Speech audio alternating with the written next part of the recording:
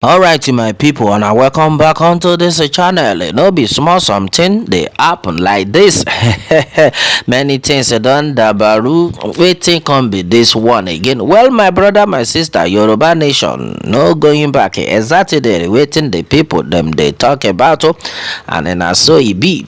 Well, onto this one, I talk yesterday how these people with them they call a bandit. All these people come outside on Eid al-Fitr day of celebration wey be say everybody just dey come out to dey thank Baba God for successful fasting. Na im these people come outside. I think I don show na this picture before. They can't come outside. Which people this bandit come outside themselves come they pray will be small something now. Many things they don't come still happen onto this level. Now we can see say after then they pray we dey see say dem carry ibon. They carry ibon, they pray. Who does that? They can't they do all this thing we be say everybody can't they look say which kind wahala be this. Now another one we can't see be say them baggy this thing we be say then they call a bag of rice. Inside the bag of rice everybody go think say na rice na in dey inside. Oh my God, Baba God, na your hand with you, your protection they we handle. Now in these people carry this baggy come outside. We be say everybody go think say na rice they inside. Not knowing say they don't have the missy bullet inside. The missy bullet inside the baggy. My brother, my sister waiting the soap.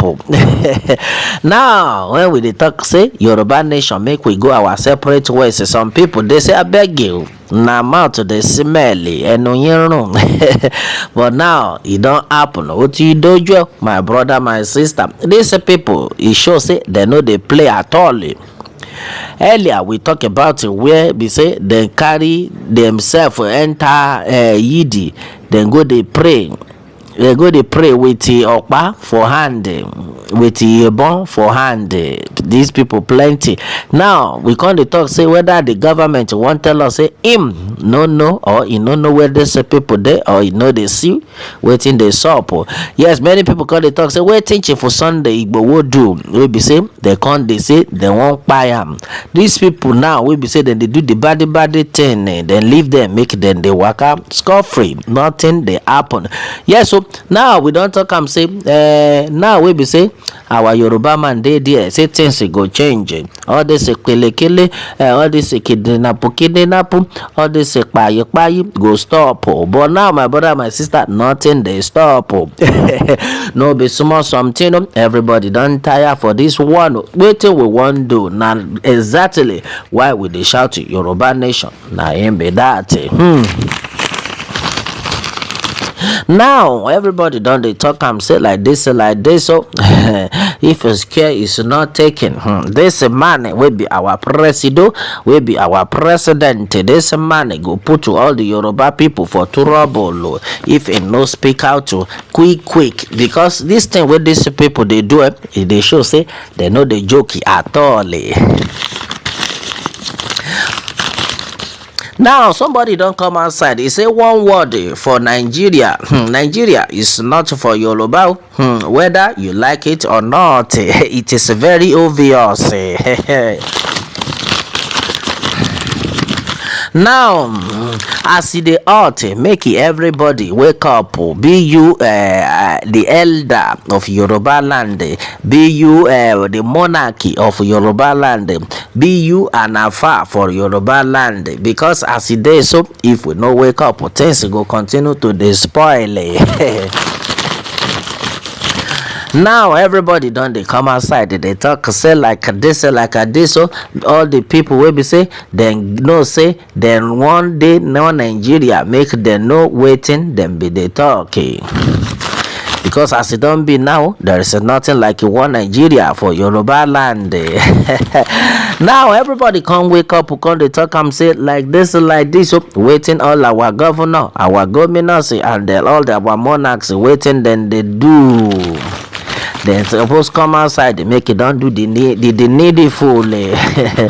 Because if care is not taken, if they don't do the needful, things go dey continue to dey spoily, things go dey continue to dey barbaru. Now for all this thing not to happen before it is too late, make everybody come outside in one addendum. Make we come talk wetin we suppose dey do. Because now everybody don tire. Make una check the addy shape. This addy shape is too much for this country. Now how else do you want us to speak out? These people don't talk and say we don't tire for the situation. This is situation you no favor us at all. Baba God come to our rescue. Now everybody done dey shout am. Chief Sunday Igboho don try. He don do many things for the Yoruba people, but the Yoruba people no dey appreciate it. Na only the good luck na him go help us.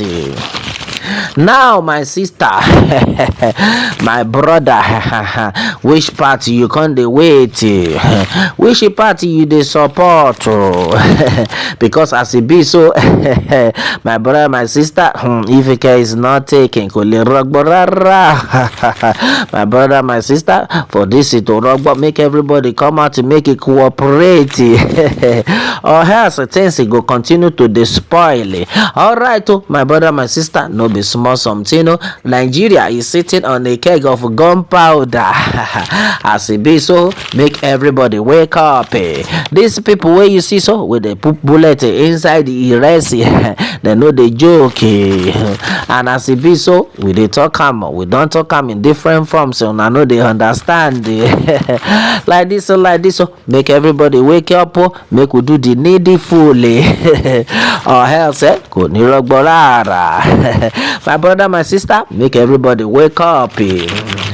Okay, now somebody don't come outside to say now she be with they say our president Yoruba man na in there. What if after 8 years nothing can happen? No, wait till you think say go become of the Yoruba people. All right, to this one no funny. All right, to this one na something we be say they strong. We don't try our best. If Sunday but we don't come out and don't try him best. But most of all these Yoruba people then be happy be su olore. I say them be happy be su olore. Now only God na him go help us. Now you know easy for anybody. Even if you vote for a Milocon, you know still easy for you. All right, my brother, this one will be small something. Make everybody wake up so that things go better for this our life. Or else things goes continue to dey spoil. All right, my people, this one another one where they happen inside this party. Make everybody wake up. Make we do the needful, because now only one Nigeria now him be the thing we be say go fit make it the thing day better the way it's supposed to day. All right, now so it can be onto this one where I say make a quickly go shaking the break. Make a give on this story we be say just enter our table. Well, my brother, my sister, if this one now your first time we be say you dey join us onto this channel, I beg make you try your best to make it help us they subscribe, they share, so that in any news we be say we bring you go there among the first people we don't know. Tap that subscription button and the bell, you go first get it notified onto this level. All right, so it be my people, they share, they subscribe, and they make you still they like we job. We pray say the good Lord go continue to the help you. All right, my people, bye for now.